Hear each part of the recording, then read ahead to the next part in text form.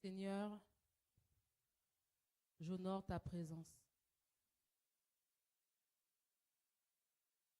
J'exalte ta présence. Je te remercie pour ta présence. Merci pour ta personne, merci pour la personne du Saint-Esprit. Merci pour ce que tu es, pour ce que tu as fait. Merci pour ta parole qui est vivante, qui pénètre dans le cœur et qui parle à ceux qui en ont besoin. Merci pour ton peuple ici, même rassemblé. Merci parce que tu as le regard sur nous. Merci parce que nos vies sont précieuses à tes yeux. Merci parce que ton sang parle pour notre défense chaque jour. Ce n'est pas le cas pour ceux qui ne t'appartiennent pas.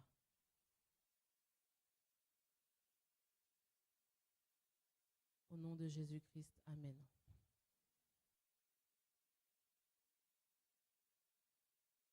Alors ce matin,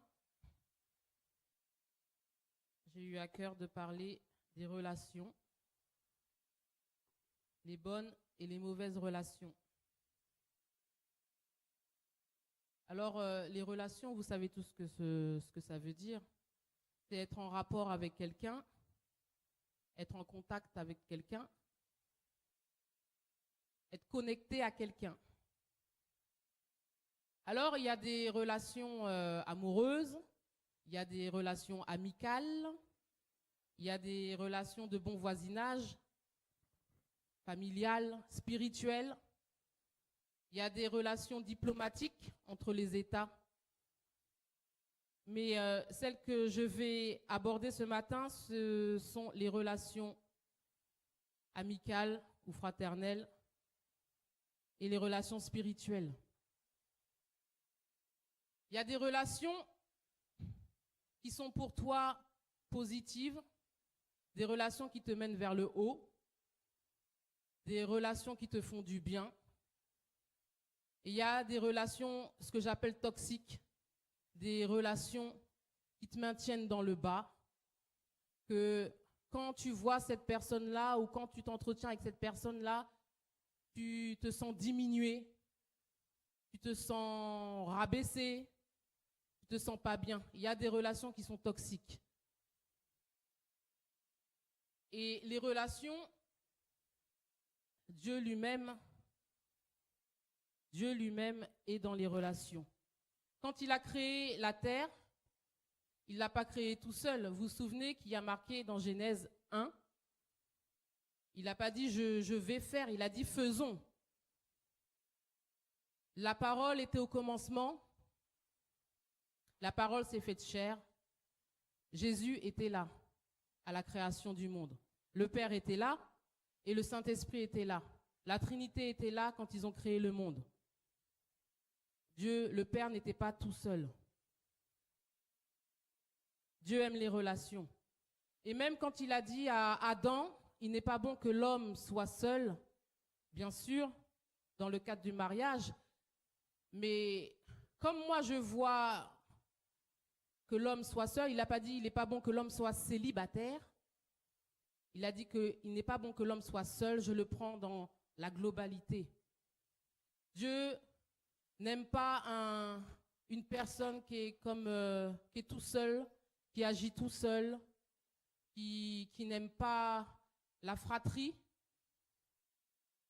Quand Dieu donne un don, ce n'est pas pour lui tout seul, c'est pour qu'il donne aussi. Tu reçois et tu donnes. Et pour cela, il faut avoir des relations, loin ou proches.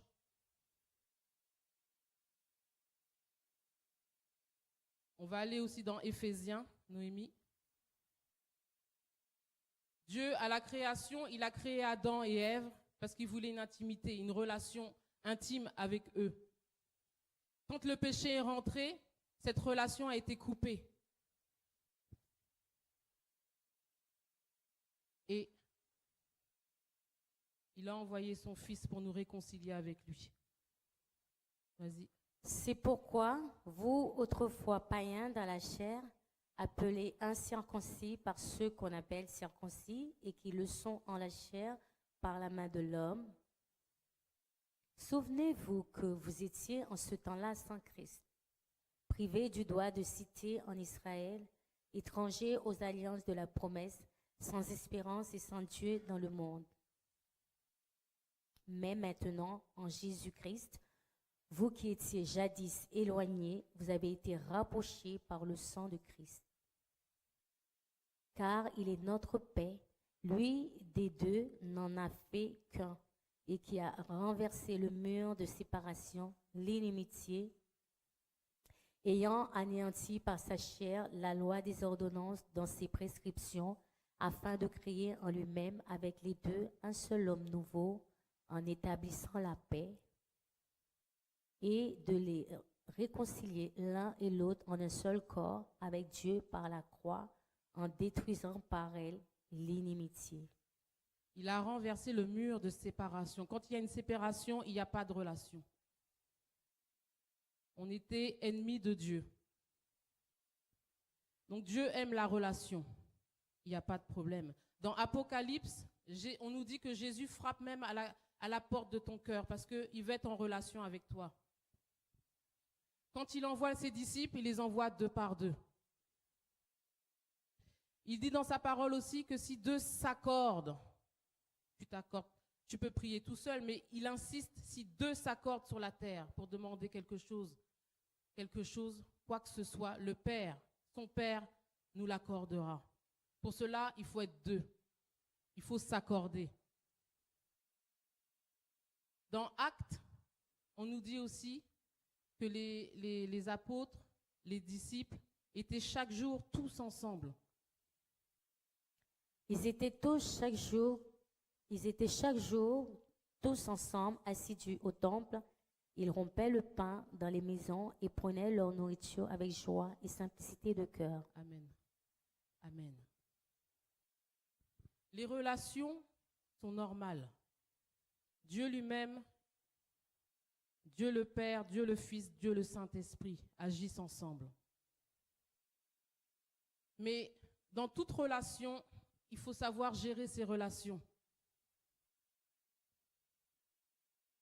Je ne sais pas si je te l'ai mis, Noémie, Proverbe 18, 24, nous dit que celui qui a beaucoup d'amis les a pour son malheur. Mais il est tel ami qui est plus attaché qu'un frère. Avoir beaucoup d'amis, ce n'est pas toujours bon. C'est la parole de Dieu qui le dit. Jésus, lui, savait gérer ses relations. Parce que toutes les relations ne doivent pas être au même niveau. Jésus savait gérer la foule. La foule, Jésus avait compassion de la foule. Il les enseignait. Des fois, il les regardait, il pleurait, il connaissait l'état de leur cœur. La foule te loue un jour et puis il te crucifie un autre jour. Ça, c'est la foule. Il savait gérer. Il leur parlait en parabole. Il y a des gens qui représentent la foule pour toi. Il faut savoir gérer ses relations. Il se retirait de la foule. Il ne restait pas en permanence avec la foule. Il y a des gens, il faut savoir se retirer. Il faut savoir leur parler en parabole, parce que ce sont des gens trop susceptibles, qui vont prendre ta parole, qui vont te crucifier avec, qui vont t'écraser avec. Il faut savoir parler à ces gens-là. Il faut avoir de la sagesse. Jésus il savait aussi gérer sa relation avec les 12. Les 12, il les prenait à part, il les enseignait, il les formait, il les reprenait, il mangeait avec eux. Tu ne manges pas avec tout le monde. Il leur parlait ouvertement. Il ne leur parle plus en parabole. Il les appelle plus serviteurs, il les appelle amis. Il y a des gens qui représentent les 12 pour toi. Jésus, il sait gérer, différencier des gens qui sont la foule, les gens qui sont 12. Il y avait aussi parmi les 12, il y avait les relations avec les 3. Les 3 faisaient partie des 12. Mais dans les 12, il y avait 3 personnes avec qui le niveau n'était pas le même qu'avec les 12. Pourquoi? Il y avait une connexion.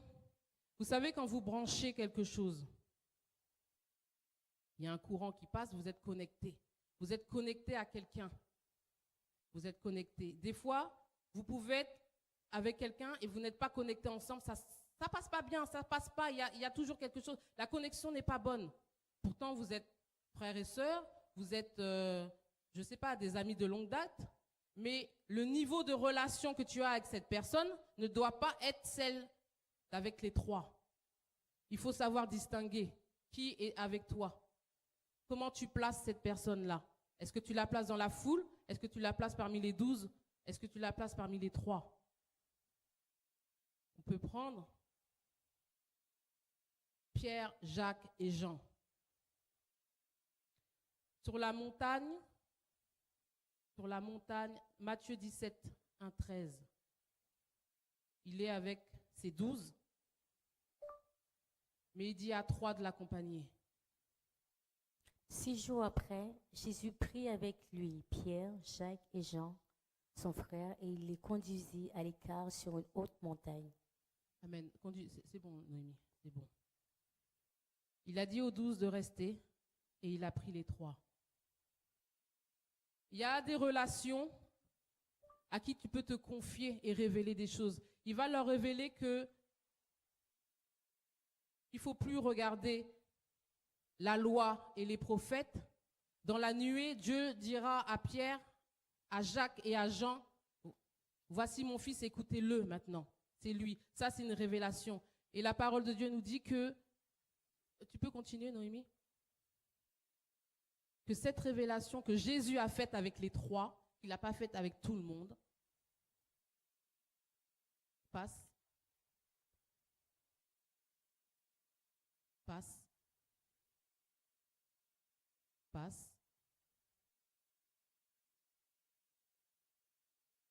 Vas-y, Nocia.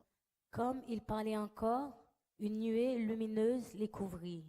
Et voici, une voix fit entendre de la nuée ces paroles. Celui-ci est mon fils bien-aimé, en qui j'ai mis toute mon affection. Écoutez-le. Lorsqu'ils entendirent cette voix, les disciples tombèrent sur leurs faces et furent saisis d'une grande frayeur. Mais Jésus, s'approchant, les toucha et dit, « Levez-vous, n'ayez pas peur. » Il y a des relations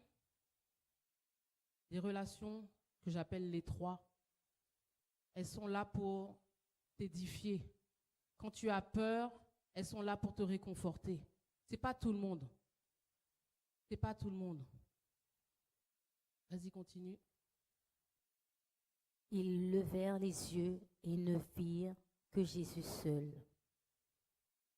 Comme ils descendaient de la montagne, Jésus leur donna cet ordre, ne parlez à personne de cette vision jusqu'à ce que le Fils de l'homme soit ressuscité des morts. Il y a des relations à qui tu vas révéler des secrets. Mais tu ne révèles pas tes secrets à tout le monde. Jésus, qui est notre modèle, savait gérer ses relations. Vous voyez, il a révélé un secret, mais il l'a révélé aux 3, il n'a pas révélé aux 12. Jairus. Jésus va pour ressusciter la fille de Jairus. Qu'est-ce que Jésus va dire dans Luc 8, 49? Il ne permit à personne d'autre que Pierre, Jacques et Jean de venir avec lui pour prier et pour ressusciter la fille de Jairus. Il y a des gens que Jésus prenait, ces 3-là, ces 3 mêmes-là, pour aller faire l'œuvre. Pourquoi? Pourquoi selon vous? Il y a un livre à la bibliothèque qui s'appelle L'Onction de Kenneth Hagin. Et justement, il en parlait et il disait que une personne a son onction, a sa matière, a sa substance. Et 2 personnes ensemble, l'onction, la connexion, des fois, il y a des connexions qui se court-circuitent. Lui-même, il disait ça, qu'il ne prenait pas tout le monde. Tu as des gens qui sont dans la foi, tu emmènes quelqu'un qui n'est pas dans la foi, ça court-circuite l'onction. Ces 3-là étaient dans la même onction que Jésus. Jésus allait et ça coulait. Le courant passe. Vous connaissez cette expression? Oh, avec elle, le courant ne passe pas. Ce n'est pas si anodin, hein, cette expression. Avec ces trois-là, Jésus avait une connexion parfaite. Il pouvait opérer dans les miracles, il pouvait opérer dans la révélation, il pouvait opérer aussi dans l'intimité, dans les secrets. Gethsémané, Jésus va être dans l'angoisse. Qui c'est qui prend encore? Il prend encore les trois. Il n'a pas pris tout le monde. Il sait gérer, il sait qui prendre. Dans telle situation, qui est-ce que tu vas voir? Il y a des gens qui prennent la Bible au mot et oui, il faut confesser nos péchés les uns les autres. Tu vas, tu prends la première personne, tu confesses à la personne qu'il ne faut pas. La personne qui n'est pas transformée. La personne qui te médise dans son cœur. Tu vas, tu lui dis ça. Ah, c'est du petit pain au lait pour elle. Manque de sagesse, manque de maturité. Qui va aller répéter ça à tout le monde. Ce n'est pas à tout le monde à qui tu vas confesser tes péchés. Ce n'est pas à tout le monde. Et parmi les trois, il y a les deux. Il y a des relations que j'appelle les deux. À Pierre, Jésus a confié l'Église. À Jean, Jésus a confié sa mère. Il faut savoir différencier les relations que tu as. Il y a des niveaux. Il faut savoir les gérer. Il ne faut pas faire... Il y a des gens qui ne peuvent pas rentrer chez toi, qui ne peuvent pas rentrer dans ton intimité. Il y a des gens qui restent au parvis. Il y a des relations, c'est des relations bonjour, bonjour, au revoir. Tu en as d'autres à qui tu donnes une confidence. Tu es sûre, tu es certaine de cette personne. Il y en a d'autres, tu peux confier une peur, tu sais qu'elle va t'édifier. Il faut savoir gérer pour ne pas être frustré après, pour ne pas être frustré après dans tes relations. Et pour moi, dans la vie, il faudrait que tu aies... Bon, le modèle parfait, c'est Jésus-Christ. Il faut que tu aies un pôle. Paul, c'est un père spirituel. Dans tout ce que tu fais, il faut que tu aies un père spirituel. Quelqu'un qui a de l'expérience, qui peut te guider avec sagesse, qui peut te reprendre aussi avec sagesse ou durement. Il faut que tu aies un pôle. Il faut que tu aies un pôle dans ta vie. Mais il n'y a pas 36 000 pôles. Et il faut aussi qu'il y ait un Barnabas. Le Barnabas était le compagnon de route de Paul, justement. C'est un collègue, un espèce de garde-fou avec qui tu peux rire, avec qui tu peux parler de tout. Et ça, ce n'est pas avec tout le monde. Tout le monde n'est pas Barnabas. Tu vis les hauts, tu vis les bas. Tu peux confier des secrets à quelqu'un à qui tu n'as pas peur de dire la vérité, sachant que tu ne le perds pas pour autant. Ça, il te faut des gens comme Barnabas. Il te faut des gens comme Barnabas à tes côtés. Et parce que j'ai eu ça à cœur, vous savez, la Bible reprend beaucoup l'Église.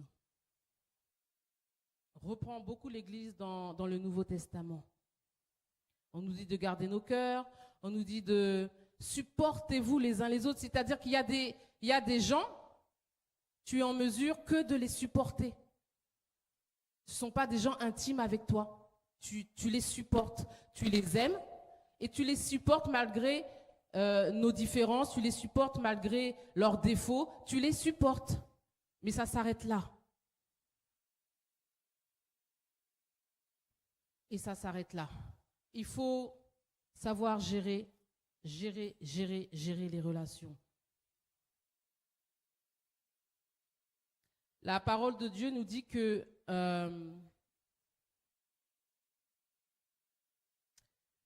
les mauvaises compagnies corrompent les saines habitudes. Psaume 1 nous dit « Ne t'assieds pas avec les moqueurs ».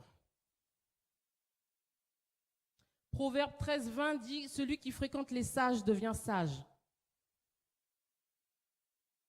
Il y a un dicton qui dira, dis-moi qui tu fréquentes, je te dirai qui tu es. Les moqueurs vont avec les moqueurs. Les critiqueurs vont avec les critiqueurs. Les hommes de foi vont avec les hommes de foi. Les simples de cœur sont à l'aise avec les simples de cœur. Ceux qui aiment les incrédules vont avoir des paroles incrédules, vont marcher avec des incrédules. Là, ça c'est la loi de l'association. Il faut savoir identifier ton personnage, les personnages qui t'entourent, les personnes qui t'entourent. Il faut te poser. Pose-toi et fais une analyse. Le modèle parfait, c'est Jésus. Pourquoi Jésus n'avait pas tout le monde avec lui? Vous avez vu, il y a la foule, il y a les 12, il y a les 3, il y a les 2. Pose-toi. Je connais un enfant qui a toujours bien travaillé, jusqu'en 5e. Et arrivé en 4e, il a dit à sa mère, voilà, maman, je peux travailler seule maintenant parce que la mère l'aidait à l'école. Sa mère lui a fait confiance. Lui a fait confiance et il a été ami avec un camarade de classe qu'il ne fallait pas. Toutes les bases qu'il avait, il les a toutes perdues, rien qu'avec cette fréquentation. Son niveau scolaire a chuté. Après, quand cet enfant-là est arrivé en 3e, il fallait ramer pour rattraper le retard à cause d'une fréquentation. Pose-toi. La mère a dit à cet enfant, mais avec qui tu es là? Cette personne ne te convient pas. Cette personne t'amène vers le bas. Pose-toi. Depuis que tu fréquentes cette personne-là, tout ne va pas. Il faut faire une analyse. Avant, quand j'étais plus jeune, et là je m'adresse aux jeunes filles de cette église, parce que Dieu ne donne pas des petits copains, il donne un mari. Et moi, j'avais un petit copain. Bon, et c'était rien passé, mais j'étais contente de dire je l'aime. C'est mon petit copain. J'étais contente. Et ce petit copain, avec son jeune âge, allait déjà voir ailleurs, puisque je ne lui donnais pas ce qu'il voulait. Et on venait me voir pour dire, voilà, j'ai vu un tel avec un tel. Déjà, moi, à mon âge, mon jeune âge, alors je suis déjà dans des trucs comme ça, j'ai vu un tel avec un tel. Et en sortant de l'église, donc j'étais catholique à l'époque, j'ai dit à Dieu, parce que j'étais catholique fervente, j'ai dit à Dieu, bon, Seigneur, est-ce que cette personne est faite pour moi?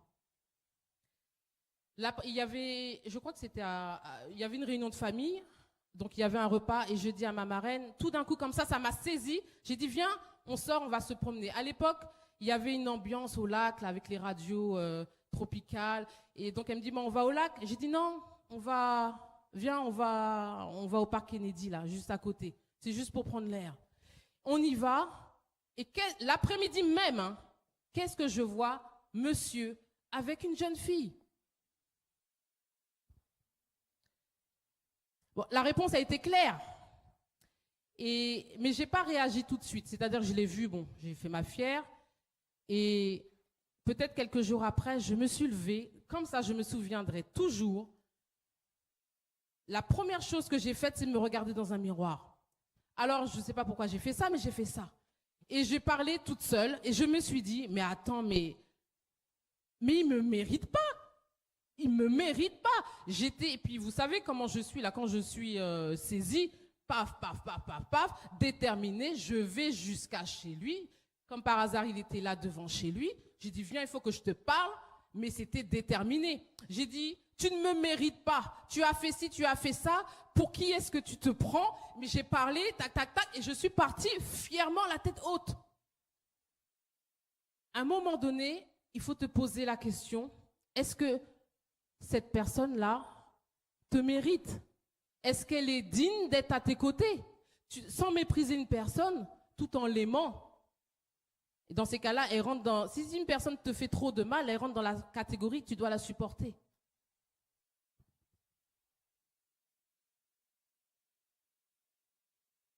Et dans le domaine spirituel, avant de t'accorder avec quelqu'un, vérifie bien ta connexion. Vérifie bien ta connexion pour éviter des dégâts. Pose-toi et dis-toi, mais depuis que je te connais, depuis que je te fréquente, que ça soit amical, fraternel, homme-femme, depuis que je te connais, qu'est-ce que tu m'as apporté? Est-ce que tu m'as apporté que des ennuis? Est-ce que tu m'as apporté que des histoires? Est-ce que tu m'as apporté que du mal-être?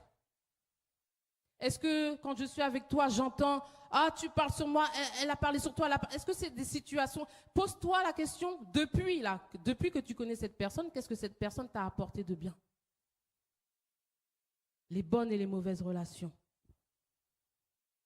Qu'est-ce que je gagne à être avec toi? Qu'est-ce que je gagne? J'ai une vie, j'ai une onction, j'ai un appel, j'ai un ministère. Qu'est-ce que je gagne? Si tu me ralentis, laisse-moi. Plutôt, c'est moi qui te laisse. C'est moi qui te laisse. Si tu as un obstacle dans ma vie, je te laisse. Je m'éloigne de toi. Si tu es une personne qui va faire bondir mon cœur, qui va faire noircir mon cœur, je m'éloigne de toi. C'est ça, garder aussi son cœur. Et c'est pas mal de se poser la question, mais qu'est-ce que je gagne à être? C'est-à-dire à augmenter le niveau de relation avec telle personne. Qu'est-ce que je gagne? Matthieu 19, 27 à 28. Les disciples ils ont dit à Jésus, voici, bon, attends, calme-toi, ok, tu veux faire de nous des pêcheurs d'hommes, nous, on était pêcheurs de profession, nous sommes des professionnels, voici, on a tout quitté. On va le prendre, Matthieu, oui. Pierre, prenant alors la parole, lui dit, voici, nous avons tout quitté et nous t'avons suivi. Qu'en sera-t-il pour nous? Voilà. N'est-ce pas là une question rationnelle, normale? Ils ont tout quitté pour être avec Jésus. Qu'est-ce qu'il dit? Qu'en sera-t-il de nous, pour nous? Tu peux te poser la question. Mais qu'est-ce qu'ils ont à y gagner? Qu'est-ce que j'ai à gagner à être avec une personne, telle ou telle personne? Jésus leur dira, mais la suite, Noémie. Jésus leur répondit, je vous le dis en vérité, quand le Fils de l'homme, au renouvellement de toutes choses, sera assis sur le trône de sa gloire, vous qui m'avez suivi, vous serez de même assis sur 12 trônes et vous jugerez les 12 tribus d'Israël.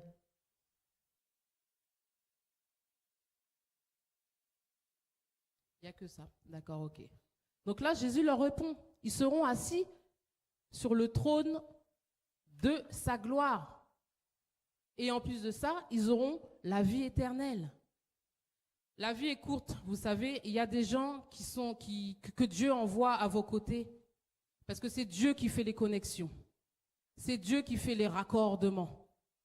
C'est Dieu. Mais il y a aussi le diable qui envoie des gens pour te ralentir, qui envoie des gens pour te freiner, qui envoie des gens pour te faire reculer. Il faut savoir te poser et analyser les personnes. Et quand tu dis, tiens, ben voilà, telle personne, si je la mets à telle catégorie, je la mets à la position des 12, je la mets à la position des 3. Et vous savez, quand on a à y gagner, je ne parle pas de l'argent, je ne parle pas que de l'argent. Tu as des personnes que Dieu met à tes côtés qui vont te faire propulser financièrement. Gloire à Dieu. Mais il n'y a pas que ça. Tu gagnes en amitié, une amitié que tu n'auras jamais connue. Tu peux gagner en sagesse, parce que la personne elle va t'apporter une telle sagesse. La reine de Saba a été jusqu'à Salomon parce qu'elle a entendu qu'il était sage. Elle s'est rapprochée de lui. Tu peux gagner en joie. Telle personne, elle a tellement de joie qu'elle te communique une joie. Tu as un intérêt à être avec cette personne. Ou moi, on m'a déjà dit, oh là là, mais quand tu es là, tu m'apaises au boulot. Il y a un intérêt quelconque. Il n'y a pas que l'argent. Tu as la paix, tu as la joie, tu as des idées, elle est remplie d'idées, elle te booste. Tu as des personnes qui te boostent. Tu as des personnes qui te poussent vers le haut. Il y a des personnes qui te poussent vers le bas. Fais une analyse, sans mépriser la personne. Et il ne faut pas avoir peur de s'éloigner des personnes qui te freinent. Il ne faut pas avoir peur. Jésus se retirait de la foule. Hein. Il ne faut pas avoir peur. Dieu a préparé des œuvres pour que tu les accomplisses. Il va placer des gens à tes côtés. Maintenant, c'est à toi de bien gérer. C'est à toi de bien gérer tes relations. Et vous savez, les relations fraternelles ou amicales et spirituelles, ça ne s'achète pas. Ça ne se commande pas. Ça ne se mendie pas. C'est naturel. Ça vient naturellement. Parce que c'est Dieu qui fait la connexion.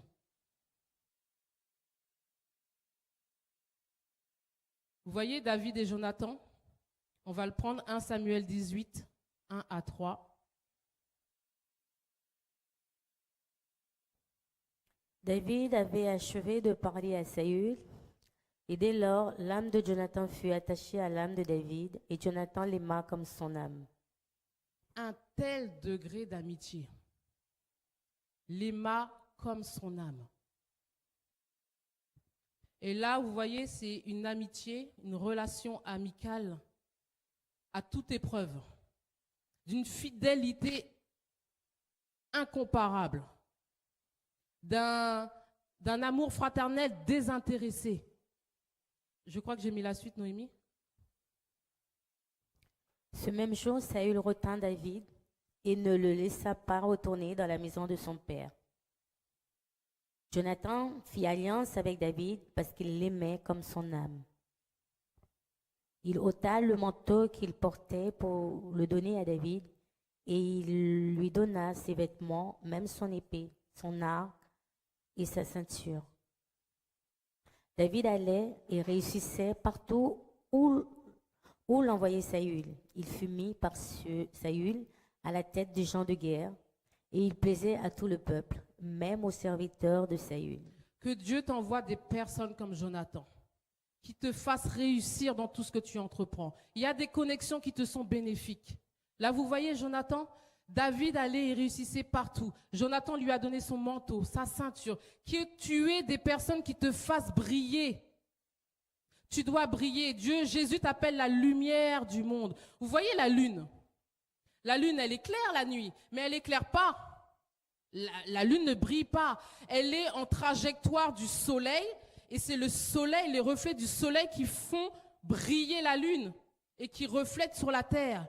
Qu'il y ait des gens comme un soleil dans ta vie qui te fassent briller, qui ne te fassent pas t'assombrir. Que Dieu place dans ta vie des Jonathan qui te fassent propulser, qui te fassent réussir dans la vie et qui t'aiment d'un amour sincère, une fidélité implacable. Et vous savez, ce genre d'amitié-là fait jalouser les gens. Il y a toujours des gens qui vont jalouser une telle amitié. Ah, tu verras, t'es toujours attaché à lui, t'es toujours ci, t'es toujours ça. Il y a toujours des gens qui vont casser une telle amitié. Mais c'est pas grave. Les gens qui jalousent une amitié, une connexion que le Saint-Esprit fait, c'est leur problème. Quand je dis problème, c'est qu'ils vont avoir des problèmes. Mais que Dieu place à tes côtés des Jonathan, que Dieu place à tes côtés des soleils qui te fassent briller pour qu'on te voie. Et vous voyez, Jonathan, c'était un officiel. Il occupait une fonction élevée. David, lui, c'était un jeune homme inconnu, à condition modeste. Et pourtant, rien ne pouvait présager qu'ils allaient être amis. Et ça a été le début d'une très grande amitié sincère et à toute épreuve. Mais qu'est-ce que serait devenu David si Jonathan l'avait jalousé et combattu comme son père, selon vous? Il serait ennemi, mais à mon avis, il serait mort. À mon avis, il serait mort. Parce que la Bible nous dit que Jonathan, je ne l'ai pas mis, mais son père même a disputé son fils pour dire, mais tu es lié à lui jusqu'à me désobéir parce que tu lui as sauvé la vie, il est parti, tu l'as fait partir. Donc si la Bible précise que Jonathan a fait partir David, ça veut dire que s'il l'aurait jalousé, eh ben, il l'aurait combattu comme son père et David serait mort. Jalousie. Et Jonathan a été un ami exceptionnel de loyauté et d'attachement et de désintéressement parce qu'il avait une position supérieure à David. Il y a quelqu'un qui m'a envoyé sur WhatsApp une illustration que j'ai trouvée intéressante. C'est deux personnes qui se connaissent, qui sont embauchées dans une entreprise. Et les mois passent, et il y a un poste qui doit être nommé, c'est responsable, je crois, d'exploitation ou des ventes. Et le directeur choisit l'un d'eux. Alors la deuxième personne commence à s'énerver dans son cœur, commence à jalouser, à mépriser son collègue. Et il ne comprend pas, il va voir le directeur, pourquoi tu l'as choisi lui, pas moi? Ça commence déjà à jalouser. Et il dit, bon ben moi, si c'est comme ça, je vais même partir de cette entreprise. Voilà. Et le directeur, très sage, a mis une situation. Il a dit, voilà, il avait mis une situation, il avait demandé aux deux d'aller se renseigner sur la vente des oranges pour voir s'ils pouvaient s'investir là-dedans. Et le directeur a dit à celui qui commençait à s'énerver, à jalouser dans son cœur, à mépriser l'autre et devenait même hypocrite avec lui, il a dit, voilà, je vous ai demandé la même chose, d'aller faire une recherche par rapport à des oranges. Tu es venu, tu es allé, tu es venu et tu m'as dit, tu m'as fait ton rapport en disant, oui, cette saison est favorable, les oranges ont bien mûri, on peut y aller. Et là, il montre le rapport de l'autre qui a été nommé responsable. Et il voit, donc lui, il a un petit paragraphe, l'autre a carrément tout un dossier. Voilà, effectivement, la production est favorable. Il a commencé à aller se renseigner sur le prix unitaire d'une orange, combien cela va rapporter à l'église, j'allais dire, se rapporter à la société. Il a fait une étude de marché, il a fait ci, il a fait ça, il a fait ça. Effectivement, l'autre personne est restée sans voix et a compris. Donc le directeur a été sage. Il a été sage. Il y a 3 solutions. Soit il reste boudé dans son cœur et il s'en va, jaloux, il part comme ça. Soit il reste là, dans cette situation, il va continuellement jalouser la personne, son collègue qui a eu la promotion. Et dans cette histoire-là, on nous dit à la fin que effectivement, il a reconnu et il a dit à son PDG, je ne vais pas partir, mais je vais plutôt apprendre de cette personne. Et je vais plutôt apprendre de cette personne. Tu as quelque chose que je n'ai pas, et j'ai quelque chose que tu n'as pas. Et dans les relations, on s'aide mutuellement. On s'aide mutuellement. On s'aide mutuellement. Il y a aussi, donc ça c'est le côté amical, mais il y a le côté spirituel, il y a Paul et Barnabas. Acte 13, 2 nous dit ceci. Pendant qu'ils servaient le Seigneur dans leur ministère et qu'ils jeûnaient, le Saint-Esprit dit, mettez-moi à part Barnabas et Saul pour l'œuvre à laquelle je les ai appelés. Waouh, waouh, waouh. Mettez-moi à part Barnabas et Saul pour l'œuvre à laquelle je les ai appelés. Waouh. Que Dieu te connecte dans ton ministère, que Dieu te connecte à un Barnabas. Tu as besoin d'un Barnabas. Dans ton ministère, tu as besoin d'un Barnabas. C'est le Saint-Esprit qui fait les connexions. Connecte-toi au Saint-Esprit. C'est la meilleure des connexions.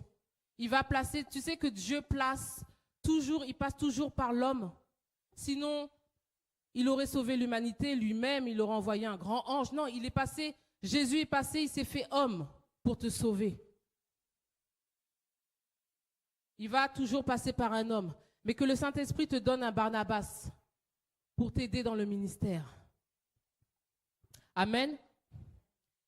Et on va prendre un exemple dans Acte 3. C'est le boiteux que Pierre et Jean ont guéri. Pierre et Jean montaient ensemble au temple à l'heure de la prière. C'était la 9e heure. Il y avait un homme boiteux de naissance qu'on portait et qu'on plaçait tous les jours à la porte du temple appelé la Belle, pour qu'il demandât l'aumône à ceux qui entraient dans le temple. Cet homme, voyant Pierre et Jean qui allaient y entrer, leur demanda l'aumône. Pierre, de même que Jean, fixa les yeux sur lui et dit, « Regarde-nous. » Et il les regardait attentivement, s'attendant à recevoir d'eux quelque chose. Alors Pierre lui dit, « Je n'ai ni argent, ni or, mais ce que j'ai, je te le donne au nom de Jésus-Christ de Nazareth. Lève-toi et marche. » Et le prenant par la main droite, il le fit lever. Au même instant, ses pieds et ses chevilles devinrent fermes. D'un saut, il fut debout et il se mit à marcher. Il entra avec eux dans le temple, marchant, sautant et louant Dieu. Tu peux revenir en arrière, s'il te plaît? Tout le monde le vit marchant et louant Dieu. Remets en arrière, s'il te plaît. Non, juste en arrière, avant. Encore. Encore. C'est pour moi une histoire, elle finit bien. Mais pour moi, quand j'analyse cette histoire-là, ce boiteux-là était entouré de personnes qui ne pouvaient rien faire pour lui. C'est-à-dire que tous les matins, on le prenait, et puis on le dépose là, mendie, et ils repartent. Il y a des gens qui t'apportent rien dans la vie, qui te laissent dans cette condition dans laquelle tu es. Il y a des gens qui ne t'apportent rien, qui te complètent dans ta position. Et regardez, alors Pierre lui dit, je n'ai ni argent ni or. Vraiment que Dieu mette à nos côtés des gens qui ont quelque chose de spécial. Pierre et Jean, qu'est-ce qu'ils avaient en eux? Ils avaient le miracle, ils avaient l'amour de Jésus-Christ, ils avaient la passion de Jésus-Christ, ils avaient le nom de Jésus-Christ. Et quand tu es avec des personnes, je ne sais pas qui est sage, cette personne-là va te donner de la sagesse. Si tu es avec quelqu'un qui est humble de cœur, à côté d'elle, ça va déteindre sur toi, son humilité va déteindre sur toi. Ce dicton-là qui dit, dis-moi qui tu fréquentes, je te dirai qui tu es. Pierre et Jean, tout ce qu'ils avaient en eux, ils l'ont communiqué. Lève-toi et marche. Ils avaient les miracles en eux. Ils avaient le nom de Jésus-Christ en eux. Les personnes que côtoyaient ce boiteux n'avaient rien d'autre que la médiocrité. Ils n'avaient rien à lui apporter. Alors que tu es des gens qui t'apportent quelque chose, qui changent ta vie, que le monde le voit, que tu loues le Seigneur parce qu'il y a un changement dans ta vie et que le monde le voit. Parce que la vie est courte et il faut qu'il y ait des gens qui t'apportent quelque chose, qu'il y ait des gens qu'on appelle soleil, qui te fasse briller, qui débloque ta vie. C'est malheureux, pendant des années, il était là, des gens qui l'accompagnaient tous les jours. Tu es là, tu es avec des gens, mais qui ne t'apportent rien. Et je parle aussi aux jeunes. Il y en a un autre, c'est encore pire. L'infirme là, de la piscine. Jean 5. Bon, il est long, 1 à 47. Je vais le lire. Là se trouvait un homme malade. Non, je vais prendre un peu plus haut. À Jérusalem, près de la porte des brebis, il y avait là une piscine qui s'appelait en hébreu Bethséda, qui a 5 portiques. Sous ces portiques étaient couchés en grand nombre de malades, des aveugles, des boiteux, des paralytiques, qui attendaient le mouvement de l'eau. Car un ange descendait de temps en temps dans la piscine, et il agitait l'eau. Et celui qui descendait le premier, après que l'eau avait été agitée, était guéri, quelle que fût sa maladie. Vous imaginez ça? Là se trouvait un homme malade depuis 38 ans. 38 ans. Jésus, l'ayant vu coucher, et sachant qu'il était déjà malade depuis longtemps, il lui dit, mais que veux-tu être guéri? Le malade lui répondit, Seigneur, je n'ai personne pour me jeter dans la piscine quand l'eau est agitée. Et pendant que j'y vais, un autre descend avec moi. C'est pas malheureux. Cette personne-là n'a même personne. Il a personne. Il a personne pour l'aider. Tu as des gens qui n'ont personne. Je n'ai personne pour me jeter. C'est-à-dire que pendant 38 ans, tu n'as pas lié, tu n'as pas tissé même d'amitié avec quelqu'un qui a même compassion de toi. Que quand tu es dans des difficultés, il n'y a personne qui peut t'aider. Heureusement que Jésus est Jésus. Heureusement que Jésus est Jésus. Quand on chante, il est merveilleux, il n'y en a qu'un seul. Même si tu es tout seul, il y a Jésus. Il y a le Saint-Esprit. C'est malheureux. Mais Dieu est dans les relations. Il a créé la terre. On l'a vu, il a créé la terre, c'était avec la Trinité. Il n'est pas bon que l'homme soit seul, même dans le ministère. Tu n'es pas Robinson Crusoe. Il envoie les disciples, c'est 2 par 2. Il est et il aime les relations. Ça, c'est malheureux. Quelqu'un de malade qui n'a personne pour l'aider.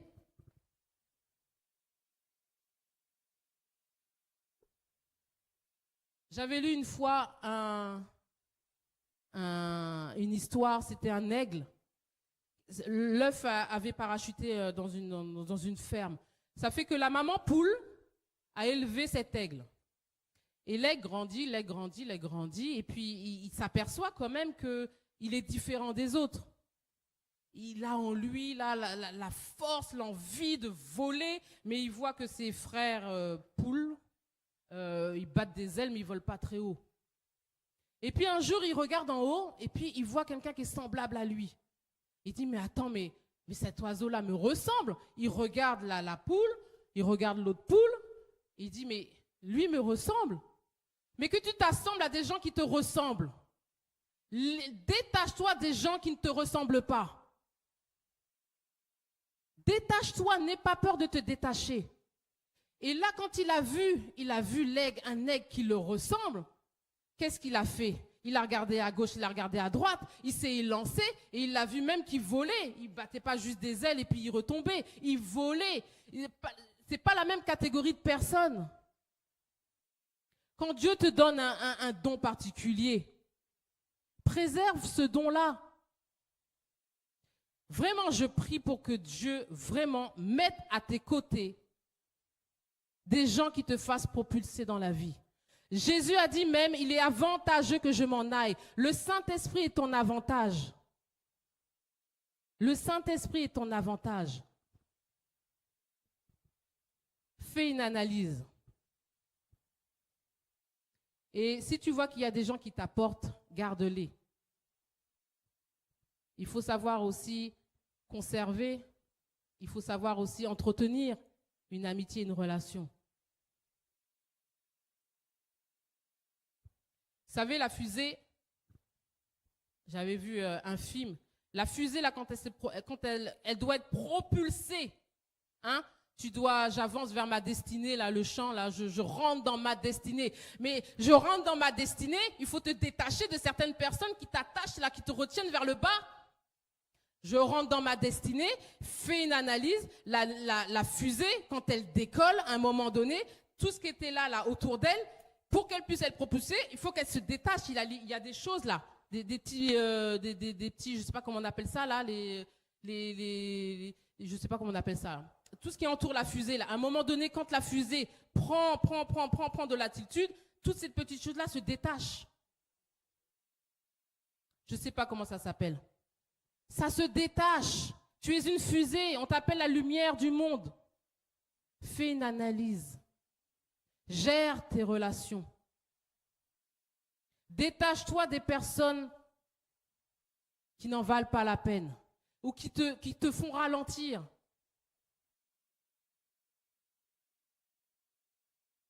Moi, je disais aux enfants, quand j'étais à la fac, à l'université, quand il y avait un sujet là que je ne comprenais pas, moi, je n'hésitais pas. Hein. J'observais les meilleurs de la classe pendant le temps libre ou si on commence à 10 heures, je lui disais, ça ne te dérange pas que demain, on commence à 8 heures parce que pour que tu m'expliques ça, je n'allais pas voir le cancre de la classe. Hein. J'observais, j'ai dit, ah, lui c'est le premier de la classe, elle c'est la première de la classe. Et puis bien sûr, oui. Oui. Observe ceux qui sont autour de toi. Vois les personnes qui peuvent t'apporter quelque chose. Vois les personnes qui te ralentissent. Vois les personnes qui font chavirer ton cœur, là, qui font noircir ton cœur. Fais une analyse. Fais une analyse. Fais une analyse. Les bonnes et les mauvaises relations. Classifie tes relations. Tiens, telle personne, je la classe parmi la foule. Cette personne-là, je la classe parmi les 12. Cette personne-là, je la classe parmi les 2. À elle, je peux confier quelque chose. À elle, non. Elle, je la classifie parmi les 3. Jésus savait le faire. Je prie. On va se lever. Je prie pour la jeunesse de cette église. Je prie, Seigneur, pour que tu éloignes de tous nos enfants les personnes négatives, les personnes qui vont les faire chuter, les personnes qui vont les ralentir. Amène à leur côté des personnes qui vont les faire propulser. Amène à leur côté des bonnes personnes, des bons amis, des bonnes copines, des bons copains. Seigneur, amène à nos fils et à nos filles, mets, Seigneur Dieu, sur leur chemin des bonnes personnes. Mets sur leur chemin des personnes qui vont les conduire, Seigneur Dieu, sur la voie de la réussite. Seigneur, tu as dit que tu fais pleuvoir sur les bons et les méchants. Tu passes par qui tu veux. Vous savez, là, ça me vient là tout de suite. Je peux en parler parce que la sœur a déjà témoigné. Sa sœur Inocia, vous savez qu'elle avait eu des dettes et plus de 70 000 €. Et je me souviens quand j'étais contente, quand elle m'a dit, voilà, le Seigneur m'a délivré de ses dettes. Et ok, parce que des fois dans les témoignages où on reste vague. Donc moi je creuse, je dis comment Dieu a fait, comment ça s'est passé.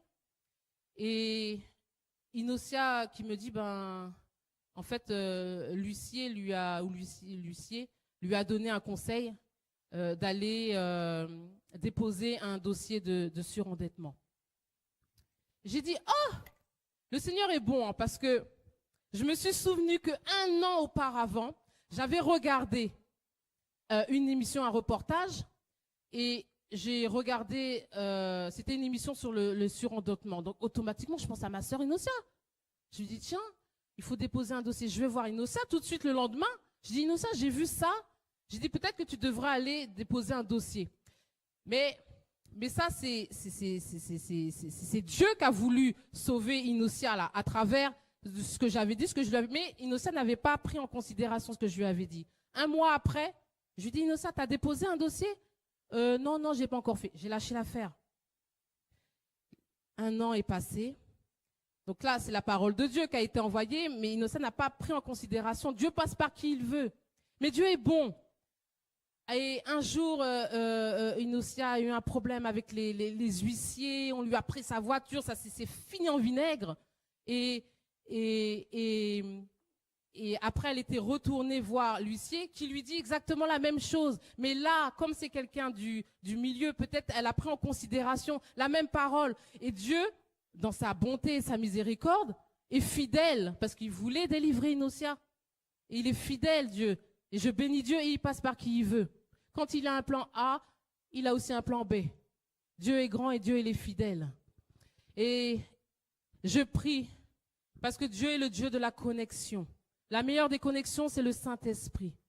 Dieu a dit, je suis le cep, vous êtes les sarments. Attachez-vous à Jésus-Christ. Jésus-Christ est le vrai modèle. Demandez à Dieu, Seigneur, je prie aussi pour moi-même, que tu illumines les yeux de nos cœurs, que tu nous fasses, Seigneur Dieu, analyser les personnes qui nous entourent, que ça soit dans le milieu familial, que ça soit dans le milieu professionnel, que ça soit dans le milieu même à l'église, Seigneur Dieu, même à l'église. Seigneur, ta parole dit parce que quand tu reprends quelqu'un, tu as dit dans ta parole, Seigneur, c'est le peuple de Dieu que tu reprends et tu as dit, aimez-vous les uns et les autres. Tu as dit, supportez-vous les uns et les autres. Et tu as dit que si quelqu'un est son frère, c'est les gens dans l'église. Il y a des gens dans l'église qui sont hypocrites. Tu as les gens dans l'église qui te regardent mais qui te méprisent dans le cœur. Seigneur, tu les appelles des meurtriers. Tu les appelles des menteurs parce que comment un homme qui est son frère et sa sœur peut-il aimer Dieu qui ne voit pas? Seigneur, je prie pour que les relations au nom de Jésus-Christ qui ont été endommagées par le péché, qui ont été endommagées par l'orgueil, par la jalousie, soient brisées dans le nom de Jésus-Christ. Seigneur, tu nous as appelés tous unis en Christ. Tu nous as appelés, Seigneur Dieu, à marcher dans tes voies. Tu nous as appelés, Seigneur Dieu, à marcher dans tes voies. Tu nous as appelés, Seigneur Dieu, à briller sur la terre. Tu nous as appelés le sel. Alors, Seigneur Dieu, c'est ta parole. Envoie, Seigneur Dieu, dans le ministère de chacun des Barnabas, des gens avec qui nous pouvons marcher, des gens avec qui nous puissions nous confier, des gens avec qui, Seigneur Dieu, des garde-fous, nous pouvons rire de tout et de rien. Seigneur, envoie des Barnabas, envoie, Seigneur, des hommes, Seigneur, qui nous feront briller sur la terre. Envoie des gens, Seigneur Dieu, et éloigne de nous tous ceux qui sont attachés à nous, qui nous retiennent vers le bas comme cet aigle ou comme la fusée, qui s'éloignent de nous, Seigneur Dieu, parce que, Seigneur Dieu, comme cet homme boiteux, Seigneur Dieu, il a loué et tout le monde l'a vu. Tout le monde a vu, Seigneur Dieu, ce que Jean et Pierre lui ont apporté. Mais sur notre chemin des gens et des pierres qui vont nous apporter du bien, qui vont nous faire te louer, qui vont nous faire, Seigneur Dieu, propulser là où nous sommes en bas, là où nous sommes dans l'ombre, là où Marie est encore dans l'ombre, Seigneur, dans son ministère. Place des gens, Seigneur Dieu, qui vont la faire briller. Place des gens aux côtés d'Innocent pour la faire aussi briller. Seigneur, place des gens dans le ministère de tout un chacun. De tout un chacun, Seigneur, de place des gens stratégiques. C'est toi la connexion divine. C'est toi la parfaite connexion, Seigneur Dieu. Place des gens qu'on appellera parmi les 3. Place des gens qu'on appellera parmi les 2. Des hommes et des femmes de confiance, Seigneur Dieu. Et vois, parce que tu veux être en relation avec tout un chacun. Tu frappes à la porte du cœur aussi, Seigneur Dieu. Tu frappes à la porte. La meilleure des connexions, c'est toi. La meilleure des connexions, c'est toi. La meilleure des connexions, c'est toi. La meilleure des connexions, c'est toi. La meilleure des connexions, c'est toi. Oh Saint-Esprit, tu es notre avantage. Tu es mon meilleur ami. Tu es notre meilleur ami. Et c'est toi, Seigneur Dieu. Tu as dit, mettez-moi à part Paul et Barnabas. Seigneur, mets à part des personnes pour tout un chacun. Mets à part des personnes pour tout un chacun. Que ça soit, Seigneur, dans le domaine financier, que ça soit dans le domaine professionnel, Seigneur, que ça soit dans le domaine spirituel, amical, fraternel. Place des bonnes personnes. Seigneur, nous perdons du temps. Nous perdons du temps. Donne-nous la maturité pour gérer nos relations. Seigneur, tu m'as dit, les connexions, les mauvaises connexions qui font perdre du temps. Les mauvaises relations, les bonnes relations. Seigneur, aide-nous à prendre conscience. Aide-nous à prendre ta parole comme modèle. Aide-nous, Seigneur Dieu, à nous poser, à nous asseoir. Aide-nous à être nous-mêmes un modèle pour les gens. Aide-nous, Père éternel. Aide-nous. Et Seigneur, comme tu envoies ce message, Seigneur, qu'en ce temps favorable, que tu puisses envoyer des gens qui vont propulser nos finances, qui vont propulser nos vies professionnelles, qui vont propulser des gens, Seigneur Dieu, que tu vas mettre à nos côtés, qui ont de l'influence, qui ont des connaissances. Merci Père éternel. Envoie ces personnes-là, envoie les connexions, Seigneur Dieu. C'est quand tu connectes, Seigneur Dieu, oh, ça fait des dégâts. Quand tu connectes, Seigneur Dieu, on est invincible. Parce qu'avec toi, on fait des exploits. Mais quand on est déconnecté, quand on est avec des personnes qui ne sont pas connectées comme il le fallait, Seigneur Dieu, c'est le désordre. Seigneur, tu es un Dieu d'ordre. Seigneur, c'est toi qui fais les connexions. C'est toi qui donnes les dons à tout un chacun. C'est toi qui donnes les talents à tout un chacun. Mais tu nous appelles à marcher. À marcher. Aide-nous, Seigneur Dieu, à voir, Seigneur Dieu, ma sœur, mon frère, et à dire, Seigneur Dieu, tu as ça, je n'ai pas ça. Marchons ensemble. Marchons ensemble. Illumine les yeux de nos cœurs. Et apprends-nous à faire une analyse, une cartographie, une radiologie de nos relations. Merci, Seigneur, parce que je vois des gens que tu vas propulser, des gens que tu veux propulser. Merci Seigneur, des gens que tu veux propulser comme une fusée. Des gens, Seigneur Dieu, qui vont rencontrer des gens qu'ils ne connaissaient pas. Et Seigneur, qui prennent au sérieux ces connexions. Et qui sachent, Seigneur Dieu, si cela vient de toi ou pas de toi. Seigneur, merci. Merci pour les connexions que tu vas faire. Seigneur, vraiment, je vois, Seigneur Dieu, je vois des gens propulsés. Je vois des gens, Seigneur Dieu, se détacher. Je vois des gens changer dans leur cœur. Seigneur, je te dis merci. Merci, Seigneur. Merci, Seigneur Jésus. Merci parce que tu nous donnes l'intelligence. Tu nous donnes l'intelligence d'aimer. Tu nous donnes l'intelligence d'être sage. Merci parce que tu envoies ta parole, Seigneur Dieu. Parce que nous sommes à un niveau que nous ne devons pas être. Nous perdons du temps inutilement. Illumine les yeux de tout un chacun. Dans le nom de Jésus-Christ. Et merci Saint-Esprit, parce que tu es là tous les jours avec nous. Merci pour ta fidélité. Merci Saint-Esprit. Merci pour ton amour. Merci pour ta personne. Aimer des personnes vraiment. Que les relations, Seigneur Dieu, toxiques, qui nous empoisonnent, qui nous ralentissent, Seigneur, s'éloignent de nous ou que nous nous éloignons. Que nous puissions trouver des personnes qui nous fassent propulser vers le haut. Qui voient en nous, Seigneur Dieu, ce diamant que tu as mis en nous. Dans le nom puissant de Jésus-Christ, que j'ai prié et que j'ai libéré ta parole. Au nom de Jésus, Amen. Amen.